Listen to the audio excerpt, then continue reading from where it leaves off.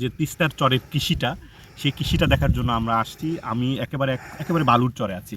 বালুর চরে আপনারা দেখতে পাচ্ছেন এই যে স্কোয়াশের চাষ হচ্ছে, এবং যেটা বলা হয় একেবারে নিরাপদ কৃষি এবং নিরাপদ সবজি। যে এখানে কেমিক্যাল ফার্টিলাইজার কিংবা কেমিক্যাল পেস্টিসাইড যেটা ব্যবহার করা হয়, এইটার ব্যবহারটা একেবারেই কম। বায়ো পেস্টিসাইড মাঝে মধ্যে ব্যবহার করা হয় এবং জৈব সার, জৈব বালাইনাশক ব্যবহার করে এই তিস্তার চরে বালি মাটিতে স্কোয়াশ চাষ হচ্ছে। প্রোডাকশন কস্ট যেটাকে আমরা বলি, সেটা তো অনেক সময় আমরা মিলাতে পারি না। আমাদের উৎপাদন খরচ অনেক বেড়ে যায়, যার কারণে আমরা কৃষিতে অতটা ভালো লাভ করতে পারি না।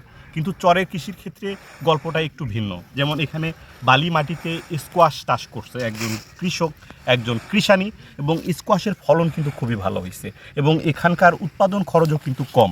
তো একেবারে আমরা যদি নিরাপদ কৃষির কথা বলি এবং নিরাপদ সবজির কথা বলি, তাহলে কিন্তু আপনাকে আসতে হবে এই তিস্তার চরে এবং এই চরের কৃষিতে।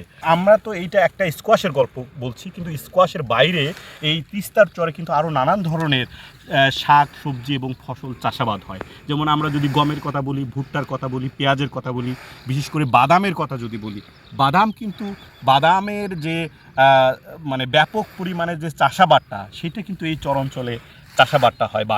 বাদাম আছে, ভুট্টা আছে, স্কোয়াশ আছে, এবং বিশেষ করে সরিষাও কিন্তু প্রচুর চাষাবাদ হয়। অর্থাৎ চরের কৃষিটাকে কেন্দ্র করে এই অঞ্চলের মানুষ এই মৌসুমটাতে কিন্তু ভালো পরিমাণের অর্থ উপার্জন করে, এবং তারা কিন্তু চরের কৃষিটাকে বাঁচিয়ে রেখেছে এই অঞ্চলের মানুষ।